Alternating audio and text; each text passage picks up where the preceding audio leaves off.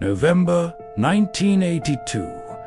While the world focused on the tensions between superpowers, a Titan rocket launched from a remote pad at Cape Canaveral without a single mention in the morning papers. Officially, it was a communications satellite test, but the truth was buried under layers of deep classification. Dr. Victor Sterling, then head of NASA's special projects, watched from an underground bunker as the Voyager 3 probe separated from its booster. Unlike its famous siblings, Voyagers 1 and 2, this probe carried more than just greetings in dozens of languages. It carried sensors designed to detect things. 1980s science refused to acknowledge gravitational anomalies and biological signatures in places where life should not exist. The destination was clear: the Boötes Void, an area of space astronomers called the Great Nothing. Decades passed, and Voyager 3 drifted away from the sun's light at speeds thought impossible. In 2012, it crossed the heliosphere and plunged into interstellar space. Victor Sterling was long retired, but he spent every night at his old terminal, still connected to a classified frequency. He knew the probe had entered the Boötes Void, a gargantuan bubble 330 million light-years across, where thousands of galaxies should be, yet only a handful of lonely stars remain. It was there in the absolute darkness that the probe began transmitting the first anomalies. These weren't radio waves. It was a pulse, resembling the ultrasound of a fetus in a womb. Victor realized with horror that the void isn't empty because nothing ever formed there. It is empty because something lives inside it, and everything else has already been consumed. Present day, Dr. Morgana Leith, a top astrophysicist at the Green Bank Observatory, intercepted a signal that theoretically shouldn't exist. It came from deep space, from a direction where modern telescopes see only darkness. When she ran the data through the latest imaging's algorithms, her computer froze. After a reboot, the first image from Voyager 3 in 40 years began to render. It wasn't stars, it was a structure. A giant, luminescent filament that looked like a nervous system stretching across millions of light years. Morgana realized with terror that this filament was constantly contracting. The void is growing. The thing in the middle of space is feeding on the light of entire galaxies. And Voyager 3 had just pierced its skin. At that moment, Morgana received a file labeled Code 000. It was an audio recording that didn't come from the probe, but from the very space around it. It was a voice whispering her name in binary code.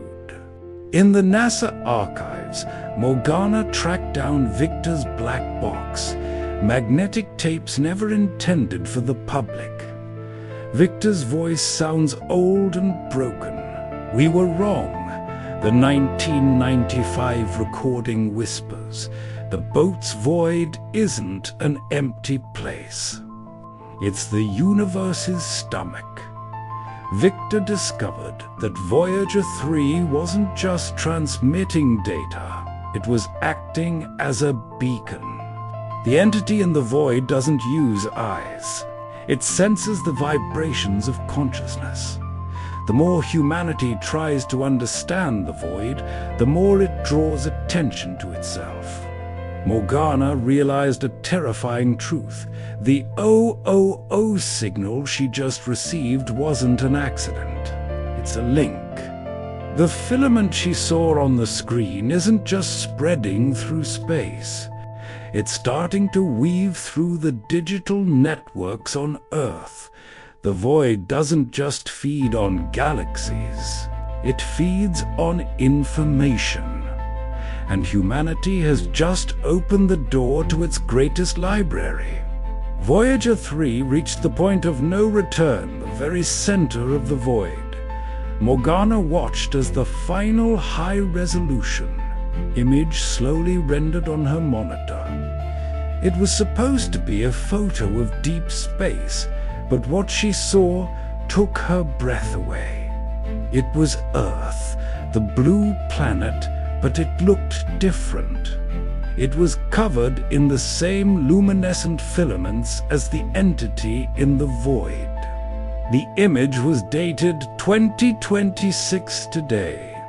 Morgana understood that Voyager 3 hadn't been flying away from us. It had passed through a rift in space-time and was now looking at our reality from the outside. The entity in the Boötes Void is no longer millions of light years away. It is right here, growing through our reality like a mold.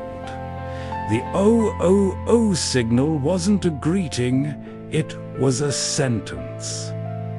All the data Morgana downloaded was a Trojan horse, allowing the void to begin rewriting the laws of physics in our solar system. The Green Bank Observatory began to shake. Morgana heard Victor's voice, now sounding clear and sharp directly inside her mind. "Don't stop it, Morgana! Become it!" At that moment, she realized why the signal addressed her by name. It wasn't a coincidence. Victor Sterling was the grandfather she never knew. The entire Voyager 3 project was designed to find someone with their genetics who could carry the weight of the void's consciousness. Morgana placed her hands on the main processor.